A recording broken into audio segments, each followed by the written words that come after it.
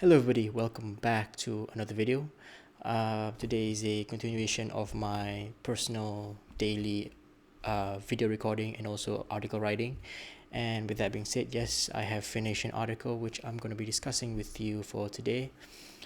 As of this point, before I even start this whole session about what I want to talk about and what's based on the title, I am planning to really start having a script with me from now on, because as these things are getting more serious, I do want to make sure whatever I say from this point is more in flow, and also I know the points that I want to deliver, because based on yesterday and what I'm assuming is what's going to happen after this, I'm going to forget a lot of words, a lot of facts that I just written because I just wrote the article just now.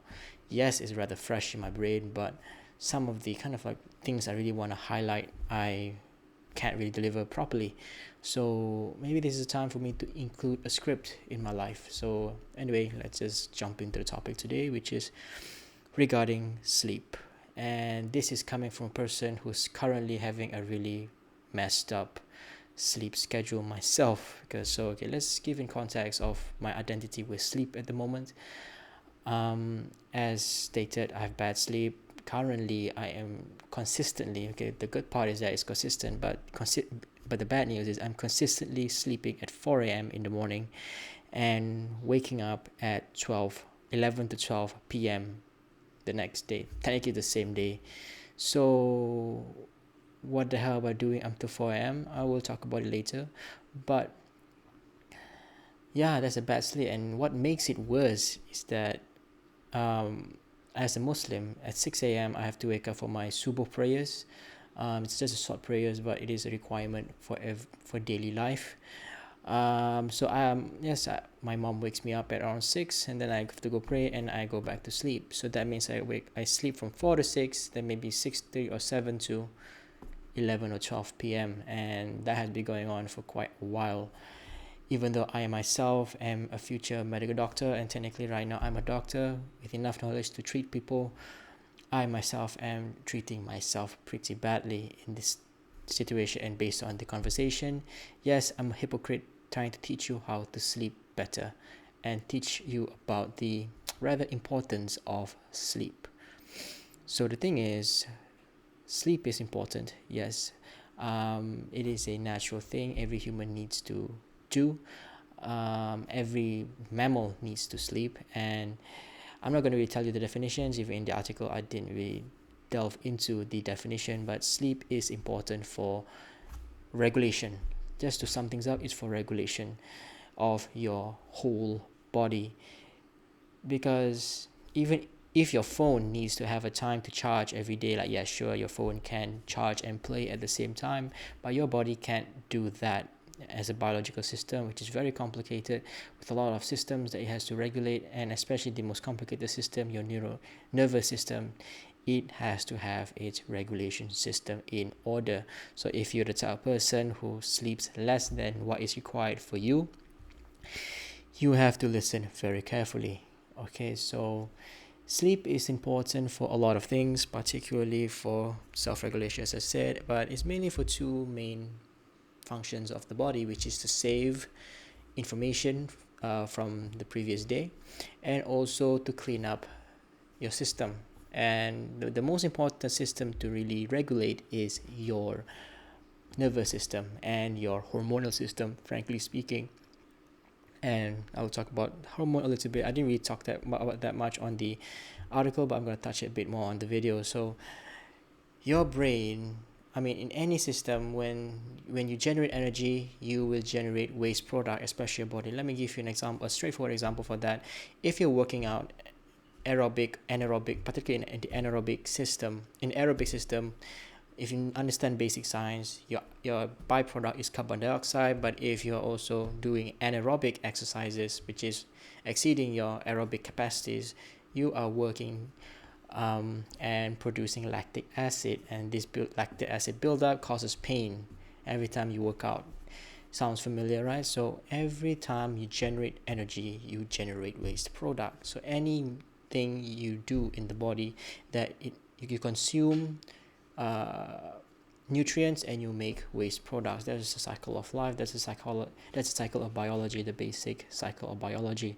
So that includes, so that is, and sleep is also a part of that regulation, particularly for your nervous system, because in our brains, when we do work, we think, we walk, we live our daily lives, our brain accumulates its own waste product, tau proteins, and shit, I forgot the other one's name. It's another common name, but these things are the accumulation of these protein, which is pretty much just degraded proteins, to conclude, are related to risk of Alzheimer's, because these are the proteins that are accumulated in the brain and stick to the brain in Alzheimer's patients. So the way to reduce one of the ways to reduce risk for Alzheimer's, or it's not about reducing risk, more to preventing yourself to even risk yourself to have a higher chance of getting Alzheimer's, is to control your sleep, because your sleep's job is to remove these everyday occurring protein. Okay, so yeah, I give you the one tip of the reason why you need to maintain your sleep. So that's one thing function, and the other function is to save. Okay, so just to give you a summary, I think you've learned this enough, you've heard it from someone else, or you roughly understand. I'm just going to repeat anyway. So our sleep is in cycles. Okay, the most famous cycle you may have heard is the 90-minute cycle, and this cycle is roughly branched into two phases, which is the non-REM sleep, that's the first part, and the last phase, which is your REM sleep. And so this occurs for 90 minutes estimatedly, but in reality it's an average between 90 minutes to 120 minutes. And the reason why I'm highlighting this is because okay, yes, you understand that there's a sleep cycle, okay, your sleep cycle, and then so you go throughout this every 90 minutes or 100 or up to 120 minutes cycle a few times of the night until maybe 6 to 8 hours of your sleep is achieved. So this cycles regulates your body, because in the non-REM sleep, where you have your deep sleep, is when you have your body cleansing going on, your brain cleansing and your body cleansing. Okay, then your REM sleep is where the saving happens, and then that is when you save information. Okay, so REM sleep is full name is rapid eye movement part of the sleep. The main function is to save information from your hippocampus into your cortex, which is just pretty straightforward neuroscience. So having lack of REM sleep causes, well, you having not much good memory, and your brain is pretty much foggy. And I mean, not really foggy is more of the non-REM sleep. So for the non-REM sleep, if you don't have a good non-REM sleep, then you're going to have foggy brain pretty much, because you have all of these toxins still staying in your brain when you could have disposed of that when you sleep enough. Okay, so that's roughly the functions of sleep, really by the core for your nervous system. Let me just branch out a little bit and talk about for the other systems.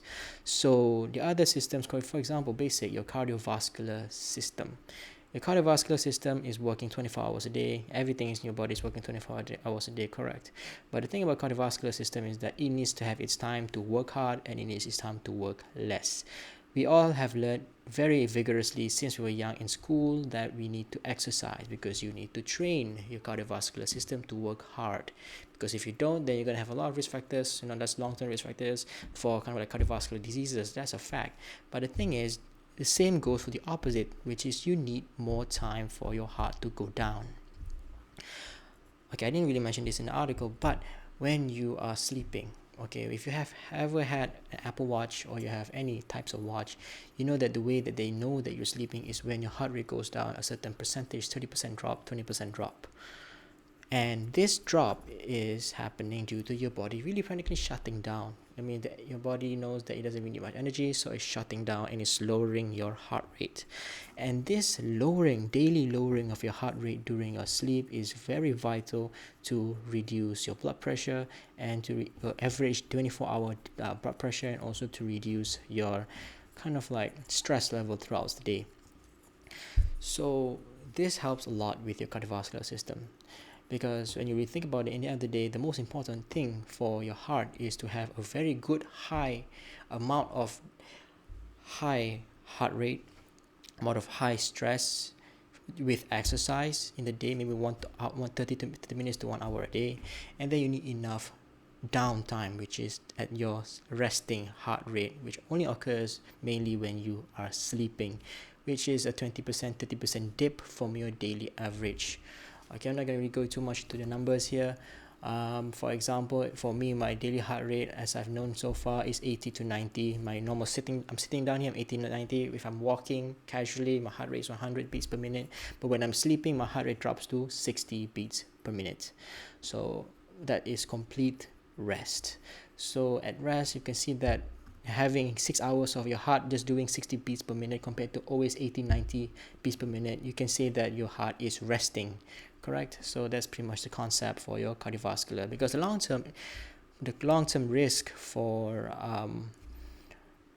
sleeping less is more of increased risk for hypertension, and this of course is straining your cardiovascular system, and which results in, frankly, hypertension, and that also kind of like is a cascade effect, frankly speaking. So do be aware of that. Okay, so that's for the cardiovascular, and there's many more other systems that are affected. Okay, so I'm just going to give you the main important ones and the most commonly discussed: neurovascular and cardiovascular health. So I've given you the signs, so what's going on with my life.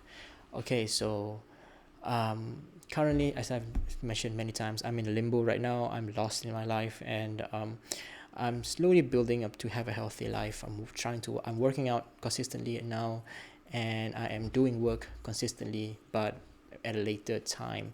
But what happens at night is that I have this phase of my life that I'm not proud to even say, but I am experiencing this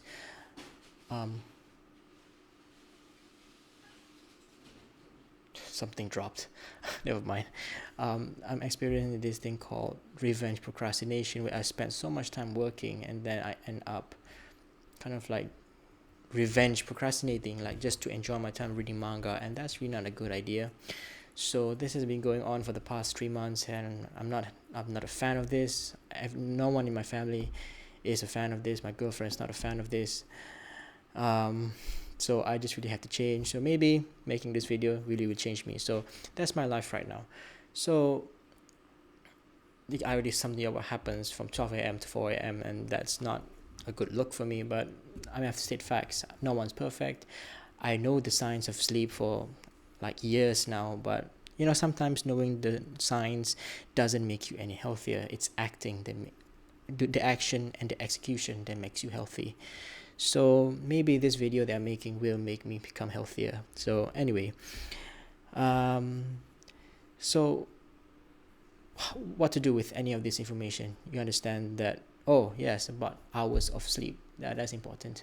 Right, so I've talked about how sleep works, the function of sleep and cycles of sleep. Now I'm going to be talking about the duration of sleep. This is rather important because there is only 2 metrics that you really need to be kind of like protecting throughout your life for your sleep.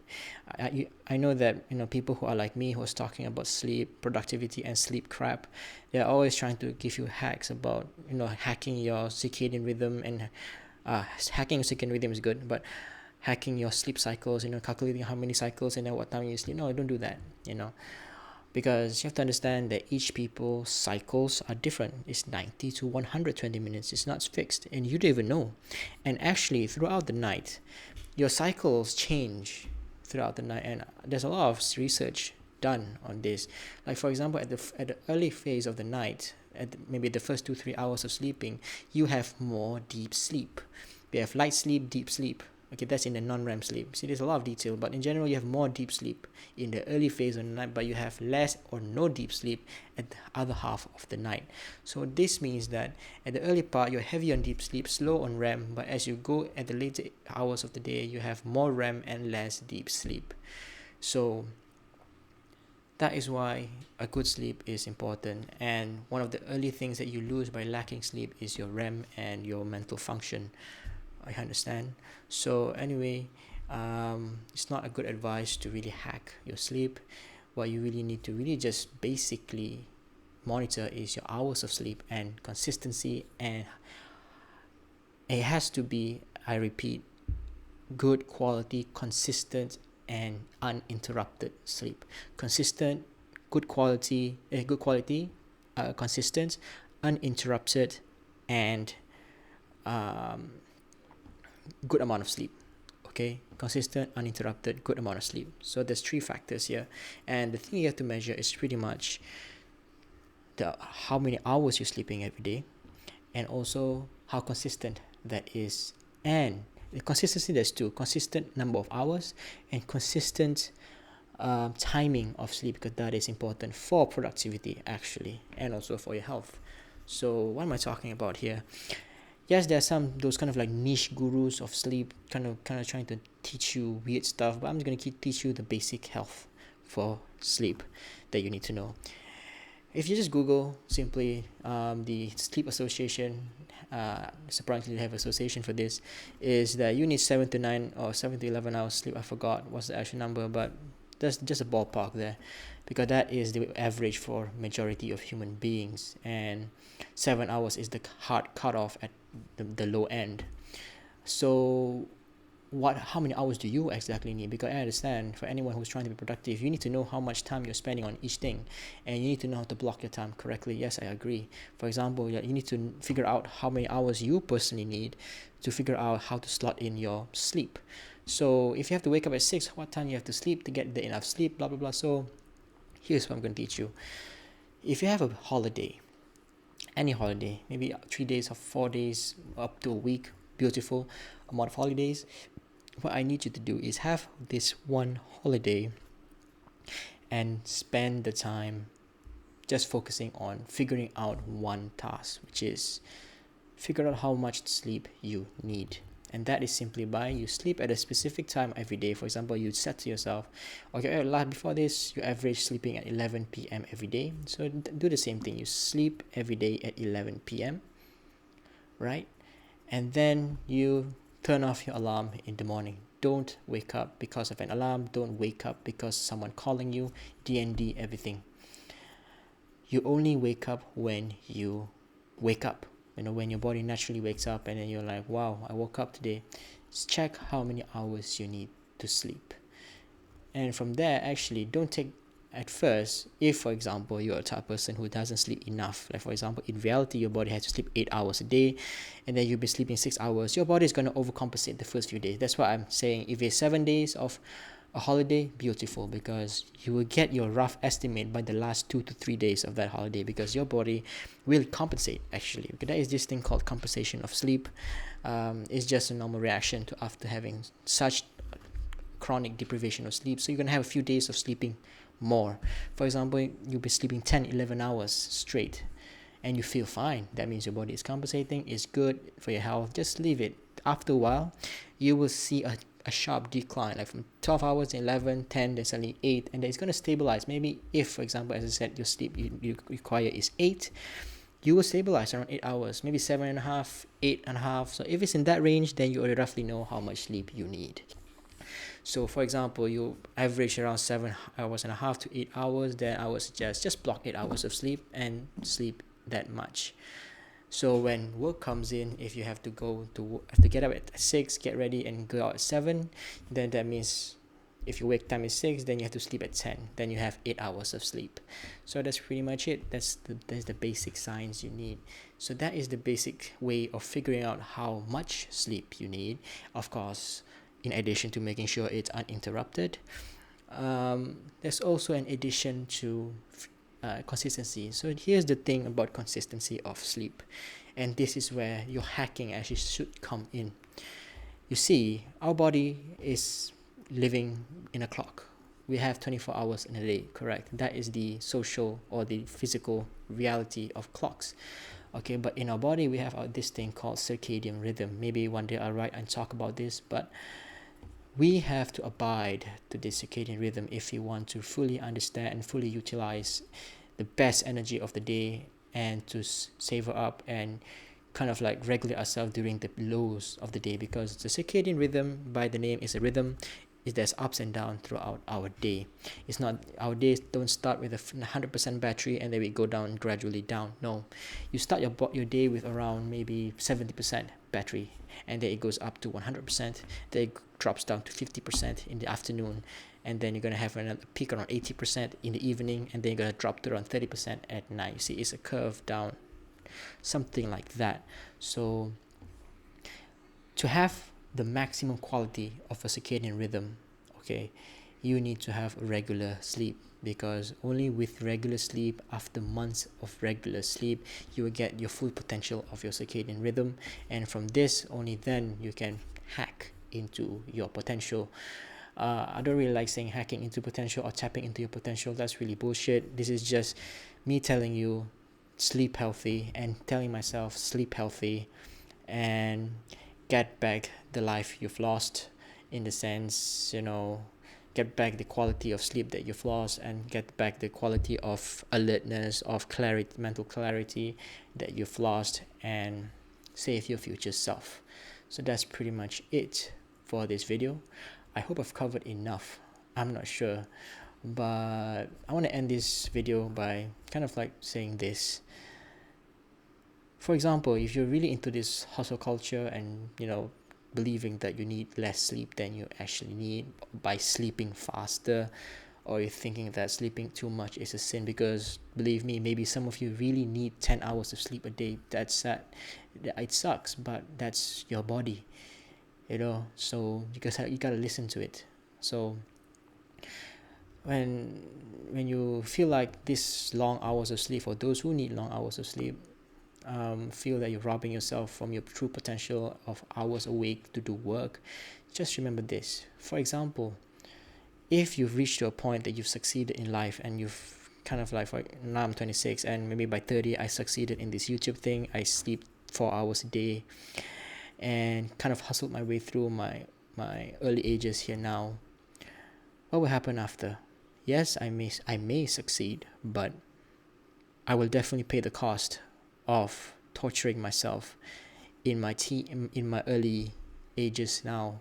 When I'm older, I'll have risk for Alzheimer, I'll have hypertension for sure, and I have a lot of more risk to other chronic diseases. And in the end, after you succeeded, you're mostly spending time and money that you've glorified when you were young and earned when you were young to pay off and save your body.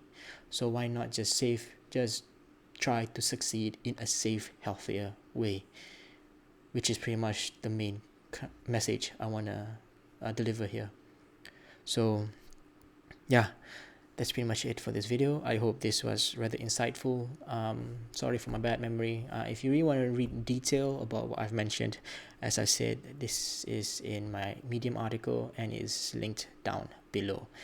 Thank you guys for watching, and see you tomorrow. Goodbye.